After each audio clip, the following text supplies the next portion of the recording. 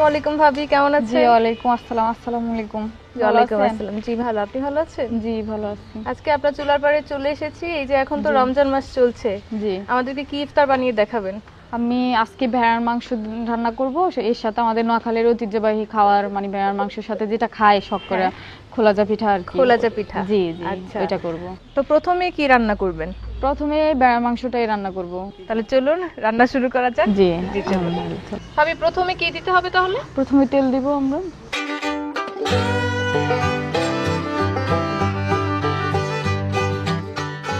তেল গরম হওয়ার পর পেঁয়াজ কুচি দিতে হবে। আপনারা দেখতে পাচ্ছেন পেঁয়াজ হচ্ছে ভাবি কুচি কুচি করে রেখেছে। এখানে কাঁচামরিচ কয়টি দিয়েছেন? 7-8টা না? পেঁয়াজটা একটু লাল হয়ে আসলে ওই যে এলাচি দারচিনি গুঁড়াগুলো দিয়ে দিব একটু। দর্শক দেখতে পাচ্ছেন এখানে ছোট এক টুকরো দারচিনি, দুটি লং দেওয়া হয়েছে, একটি হচ্ছে তেজপাতা এবং হচ্ছে একটি এলাচ দেওয়া হয়েছে। এখন ওই যে হলুদ গুঁড়োটা লাগবে।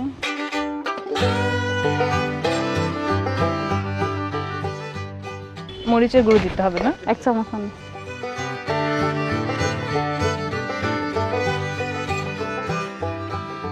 রসুন কি পরিমাণে? রসুন 2 চামচ দেন। 2 চামচ না? হাফ কেজি মাংসের জন্য কি 2 চামচ রসুন দিলেই হবে? 2 চামচ দিলেই হবে। জি এবার আদাটা দেন। আদা, তাই না? জি এটা তো আদা না? জি এটা আদা কতটুকু পরিমাণে দিব? আদাও 2 চামচ দেন। যে পাশে আরেকটা কালো দেখতে পাচ্ছি, এটা জায়ফল। এটাও কি এখন দিব? ইচ্ছা দিলে। এটা দিলে কি হয় আসলে? এটা দিলে জাস্ট মাংস তাড়াতাড়ি সিদ্ধ হয়। ও আচ্ছা, তাড়াতাড়ি হওয়ার জন্য মজাটা হয়। জায়ফল এখানে কয়টি দিয়েছেন? জায়ফল একটাই দিচ্ছি। একটি, এই যে বেটে দিয়েছেন তাই না? আচ্ছা, তারপর এখন কি দিতে হবে? এখন লবণটা দিবেন। লবণ। জি এবার মাংসগুলো দিয়ে দেন।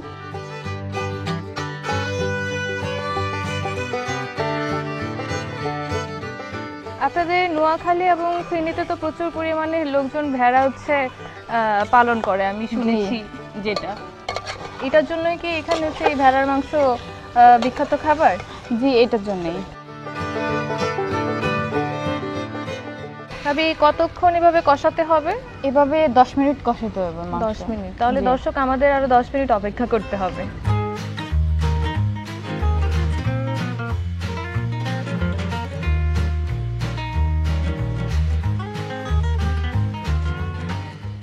কালারটা কিন্তু অনেক সুন্দর হয়েছে।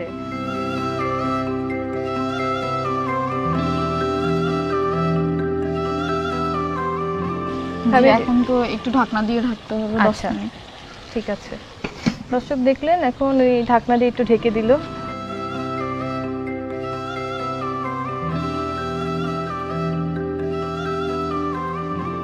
ভাবি 10 মিনিট তো হয়ে গেল, এখন কি করবেন? এখন এটা উঠাবো, বাকি মশলাগুলো দিব আর আচ্ছা, কি। বাকি আর কি মশলা বাকি ছিল তাহলে?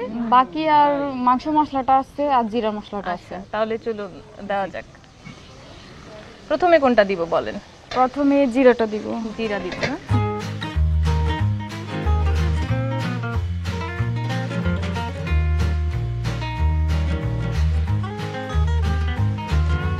এখন কি দিতে হবে? এখন ওই যে মাংস মশলাটা। মাংসের মশলা না?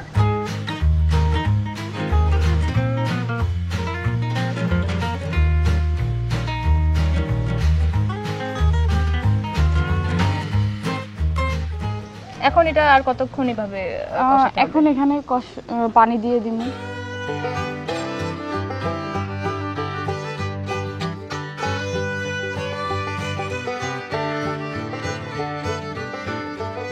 দর্শক এই যে এখন পানি দিচ্ছি। পানি দেওয়ার পর মোটামুটি 35 থেকে 40 মিনিট সময় লাগবে মাংসটা হতে। এখন ঢাকনা দিয়ে দেবেন না? ঢাকনা দেওয়ার পর 30 থেকে 40 মিনিট লাগবে পরে। না?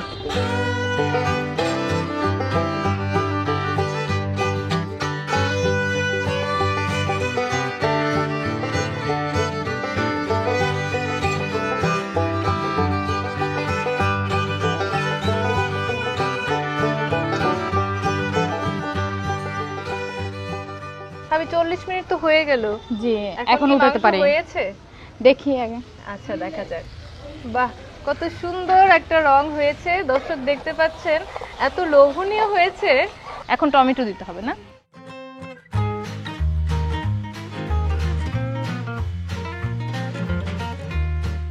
নামানোর পর কি করবেন? নামানোর পরে খোলা যা পিঠার এগুলো রেডি করব। আচ্ছা, তবে এটা তো মনে হয় হয়ে গিয়েছে না? জি, হয়ে গেছে। এখন কি করবেন? এখন নামিয়ে ফেলবো। আচ্ছা,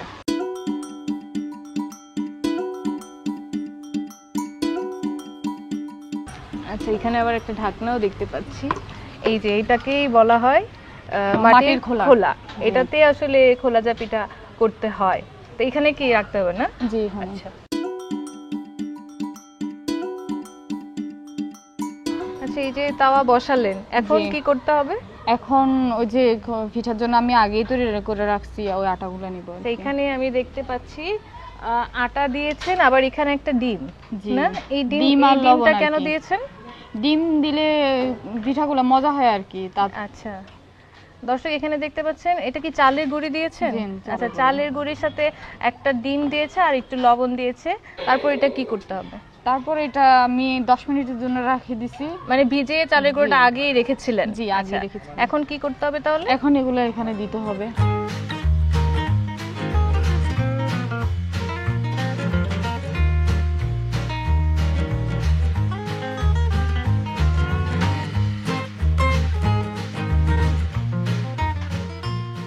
এটা মোটামুটি রুটির মতো গোল করে হয়, তারপর 1-2 মিনিট পরে এটা হয়ে যায় আর কি। এখানে আমি প্লেটটা দিচ্ছি, এখানে রাখেন। আচ্ছা, দর্শক দেখতে পাচ্ছেন কত সুন্দর করে হয়েছে। এখন আরেকটা দিবে ভাবি।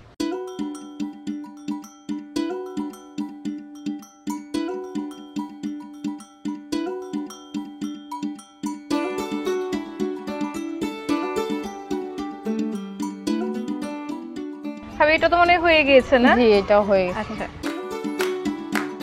দর্শক আপনারা দেখতে পাচ্ছেন কত সুন্দর হয়েছে। আর পিঠা কিন্তু এই যে ডিম দেওয়ার কারণে আসলে অনেক নরম হয়েছে, মনে হচ্ছে খেতে অনেক মজা লাগবে ভেড়ার মাংসের সাথে। আমি এই বাটিটা নিচ্ছি, আপনি এখানে দেন আমাকে। দর্শক, এটা দেখতে এত লোভনীয় হয়েছে আর এত সুন্দর মশলার একটা ঘ্রাণ আসছে, মনে হচ্ছে খুবই মজা হবে। এখন তো আমি খেয়ে দেখতে পাচ্ছি না। আশা করছি আজকের রেসিপি আপনাদের অনেক ভালো লেগেছে। আপনারা কিন্তু বাসায় অবশ্যই ট্রাই করবেন। ট্রাই করার পরে আমাদেরকে কমেন্টস করে জানাবেন কেমন হয়েছে।